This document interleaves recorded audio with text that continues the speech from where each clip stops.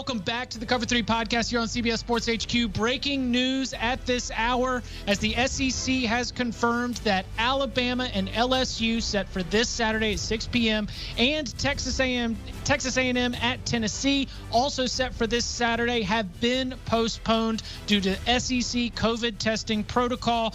Reports indicate that Texas A&M has some issues. Reports indicate that LSU has some issues. There are now 3 games from the SEC Week 11 slate: Alabama, LSU, Texas A&M, Tennessee, and Auburn, Mississippi State, which was previously postponed. They're all postponed. Again, that's the wording that we're using right here as we get into it here on the Cover 3 podcast here on CBS Sports HQ. Joined by Dennis Dodd, Danny Cannell, Tom Fernelli. This is a wave of news that we've seen really since coaches started having their media availability yesterday. There are potentially more games that are trending towards having some issues as coaches await test results. Dennis, what is the latest that you're hearing around some of these postponements? Well, just that those 3 games are postponed. I think they're using the cautious language because they don't want to say canceled. But in the case of LSU, Alabama, I cannot fathom anything but a cancellation. The teams don't have a common date going forward to play that game. LSU has already used its December 12th date. It has passed its bye week to play Florida. So I don't know when LSU, Alabama can play. I have not looked at the calendar on those other 2 games to get them going, but I think the significance of this is that Alabama chasing a national championship and LSU obviously where they are, that would become the first, if it happens, the first SEC game that was canceled due to COVID. I mean, it's happened in every conference, I think, in the country, and it was bound to happen in the SEC. I don't know if you can make any judgments here about them starting September 26th. There's no right or wrong yet to be judged here. It could get worse before it gets better, but I don't see a way where this game can be played right now the way the calendar lies.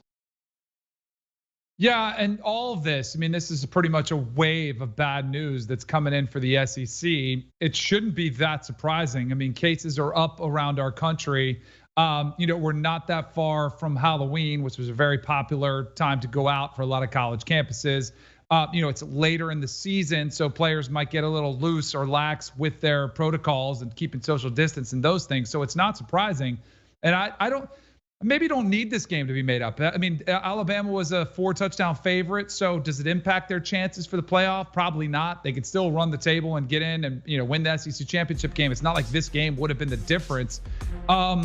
But I still believe, and I've said this from the minute the Big Ten announced it was coming back and they were going to try to play 8 games in 8 weeks and have a championship game on the 9th and have a run of 9 weeks for perfection, that everyone, all conferences, would be smart and prudent to add a little bit more of a buffer into the schedule. And, why are we trying to get that December 20th selection Sunday, so honed in? And clearly it's for the networks, right? You want to stay on that January 1st to start the playoff. And I think this is a decision that's going to have to be made by the power players is how bad do you want to stick to that New Year's Day and January 11th date? Or do you want to have something that resembles more of a fuller season, push it back so some of these games can be made up? I don't know the answer to that question, but I do know if you want to play as close to a full schedule, you're going to have to build in a buffer because the dates, the open dates, are all starting to fill up with postponed games getting made up. It's just going to be really tight. So it all depends on that decision to me.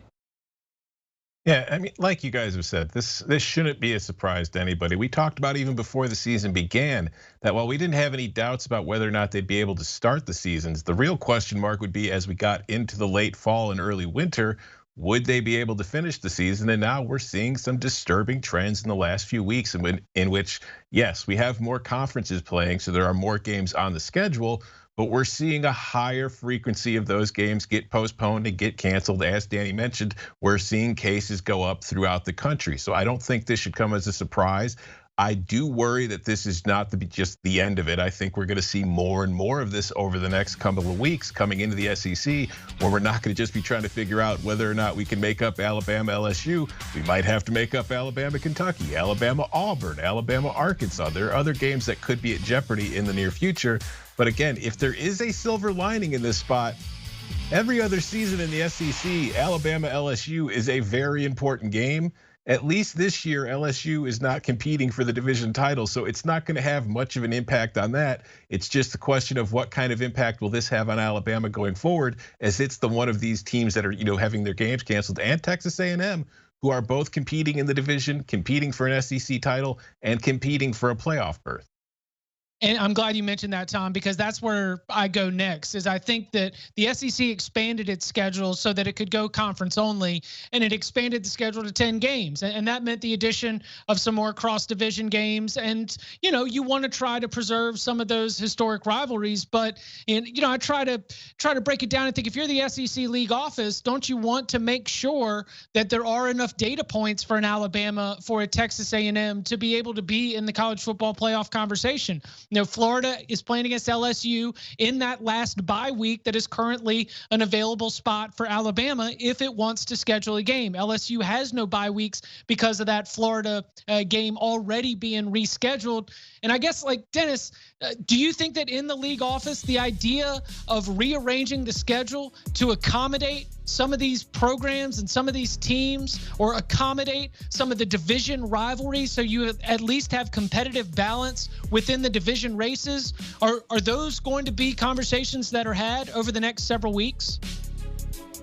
No, I think we're so late in the season now that the idea is just to get as many games played as you can. It's at some point, if you start considering that, you're going to fry your brain.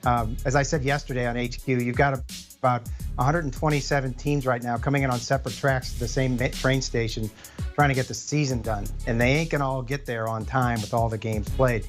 I think the biggest concern, if there is one, for the SEC, if Alabama wins out, they're going to be in. If Florida beats Alabama, they're going to be in. It's the situation with the second team from the playoff. And if Texas A&M loses a game or two, how does it impact it when you're comparing them to an undefeated Cincinnati that plays all its games in the American, which is fairly strong this year? BYU less of a chance, but or a Notre Dame that loses to Clemson in the rematch, and they try to become a second team from the ACC. All this is assuming there are no more stoppages in the ACC or the American. So I think that's where the concern comes in, and frankly, they can't do anything about it right now. If that game is truly lost, the Texas A&M game, it's lost, just like the Alabama-LSU game is lost. But I think if they start trying to get there with competitive equity, remember how this season started, where Missouri was going, what did we do to the conference office to deserve playing LSU and Alabama in our two crossover games? So no, I don't think, I think they're just trying to get there right now, because I think we've got to seriously start talking about what this does to the playoff in terms of, do they have to move the dates for that from January 1st, and or considering who's healthy for that game? We've already gone through the Trevor Lawrence thing.